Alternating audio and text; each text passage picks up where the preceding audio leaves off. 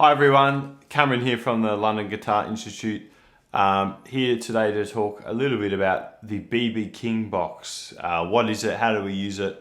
Basically all about what it is and getting started using it. So BB King box, obviously coined after the late great BB King, one of the great blues guitarists, greatest of all time for sure, and really one of the pioneers of blues music. Definitely for blues guitar for sure.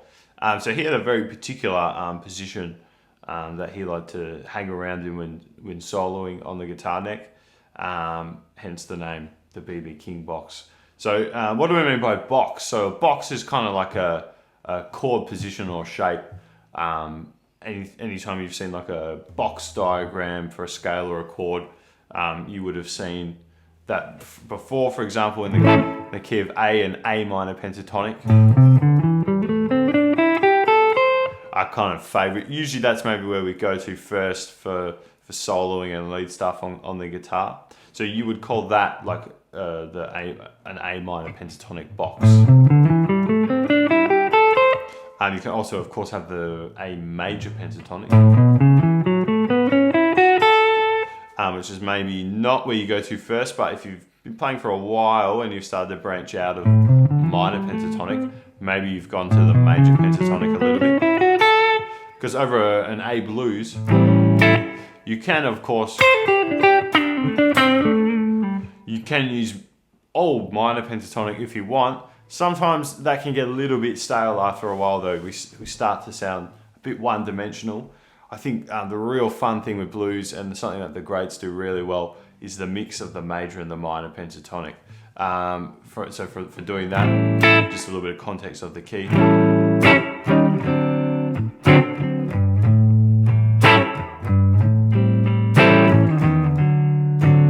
So that's what key we're in, key of A major. So in A blues we'll have an A chord, the 1 chord, D chord, the 4 chord, and E chord, the 5 chord.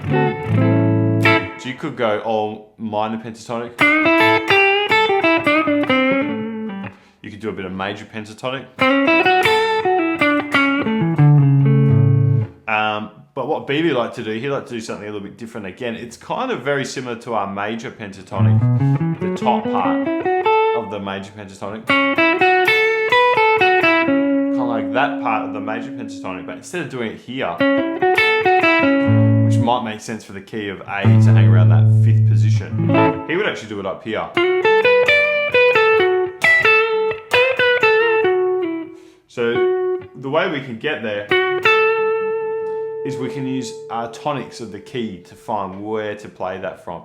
So I'm kind of hanging out around like 10th fret, 10th position. So if we find this A note here through octave, so if you know that 5th fret low E string is A, the octave up from there, which is on the D string 7th fret, and then we can find the next octave up from there, which will be 10th fret on the B string.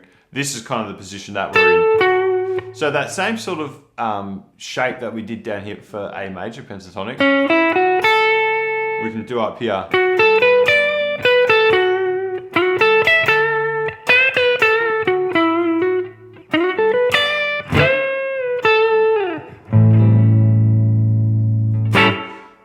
Kind of accesses different sort of chord tones that we would usually be using down here. Down here we might go, if you think like Johnny Be Good's a good example of a major pentatonic sort of run. It's that same sort of position, but up here.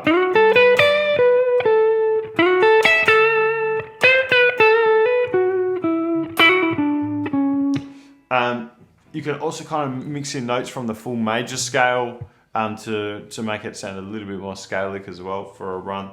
BB was a master of real simple but tasty playing, very vocal and melodic. So he wouldn't feel the need to play a lot of notes. And there's a lot of notes, even just these three here.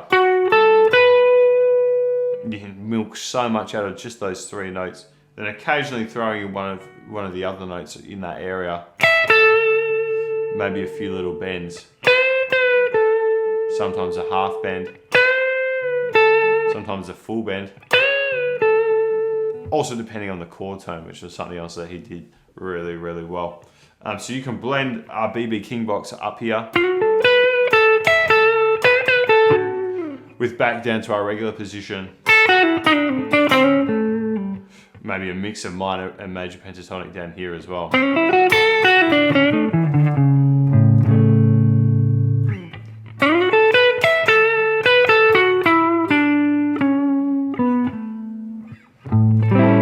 So between the two, we can get lots of cool sounds and kind of different flavors depending on what sound we're going for. Before we jump into a backing track, maybe we'll look at what the full position would be for this BB King box. He would tend to maybe stick more on the top 3 strings.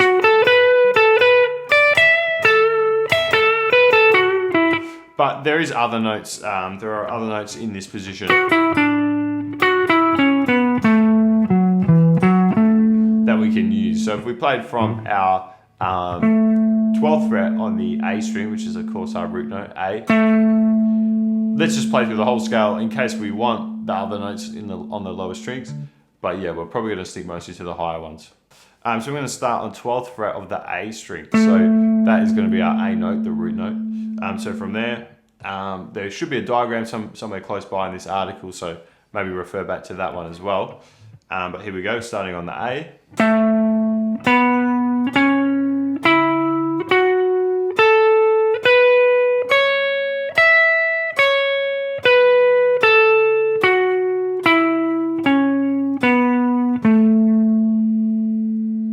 So that's going to be all the notes, maybe not quite as comfortable as our like minor or major pentatonic down here.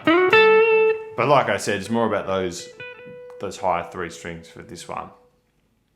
Awesome, so maybe let's go to the backing track now. I've found one on YouTube, a BB King style backing track, but if you go on YouTube, literally type in BB King style backing track. We're in the key of A for this one. Obviously after a while, try this in different keys as well. Always a good idea for this sort of stuff to always mix it up and don't just get comfortable in one key.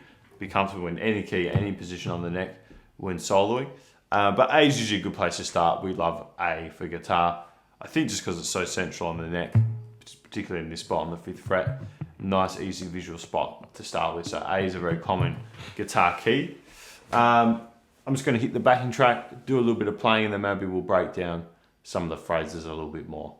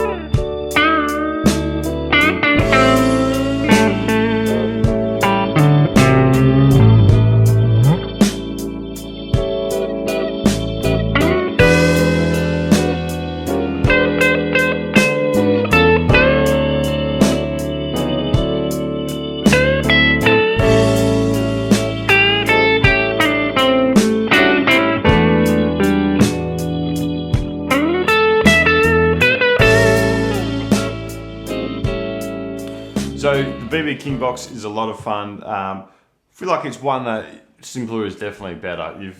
If you just stick to those kind of top 3 strings in particular, you haven't got a whole heap of notes, but you don't need a lot of notes to get this sort of sound.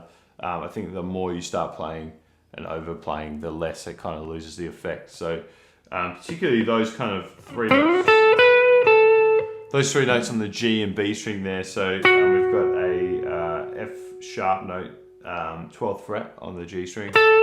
We've got A, the root note, 10th fret on the B string, and then B on the 12th fret. Those three notes in particular, just kind of, you can hang out there and you can get lots of cool sounds. Playing around with bending a lot as well. Doing sometimes a whole bend off of the B note there, up to C sharp, especially on the 1 chord.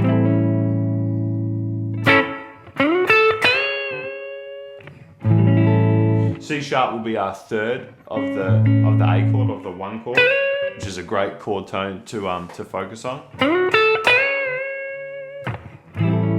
Then when we go to the 4 chord, the D chord, doing a semitone half bend,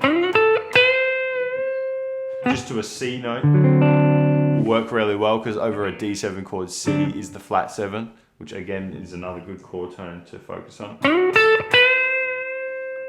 But then back to the full bend on the 1 chord. When we go to the 5 chord, which is an E7 chord, a full tone bend C sharp would give us the 6 of the chord. 1, 2, 3, 4, 5, 6. Which is kind of a bit more of an interesting chord tone to focus on, but it will work. If we went for the half tone bend C,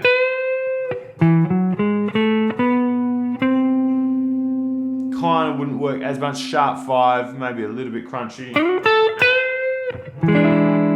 Maybe for a bit of tension to then resolve later would be cool, but otherwise you could try maybe highlighting some other notes there on the 5 chord. You could always play off the chord itself. But in particular for now, I would focus just on playing around in that BB King box. You would have noticed I'm still coming back down here and doing some of our favourite minor pentatonic kind of vocab and major.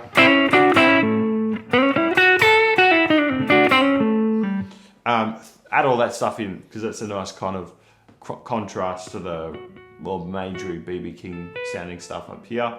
Having that minor or just usual kind of blues vocab down here is nice just to kind of break things up, and you get that nice contrast, call and response, light and dark sort of sound. So first things first, I'll kind of just get comfortable with the position, the notes there, how to toggle between that and the major and minor.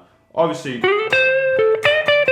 you can go into the minor and major positions up here as well, especially off 12th fret. You don't have to keep jumping down to 5th fret, which might be a bit awkward sometimes. If you want that kind of low octave stuff, maybe come back down there, but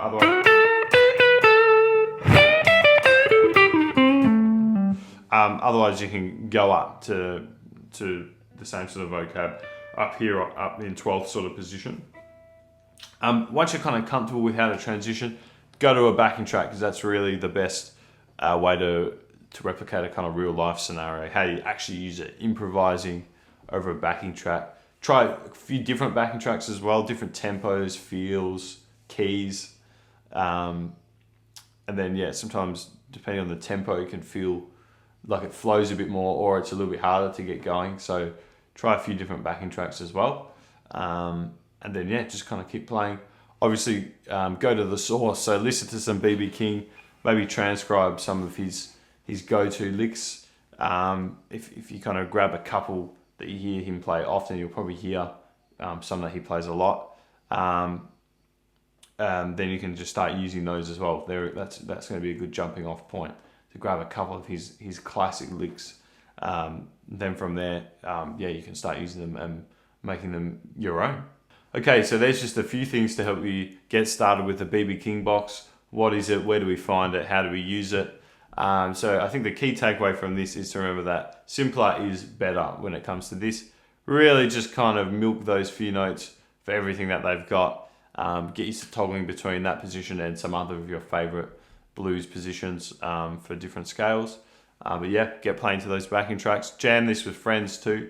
and this will give you a really nice kind of different device to unlock some other sounds over a blues, especially if you're maybe stuck in just a minor pentatonic box all the time. This is a great way to break out of that and get some cool sounds. So yeah, have fun, get jamming, and hope to see you at another video soon. Thank you.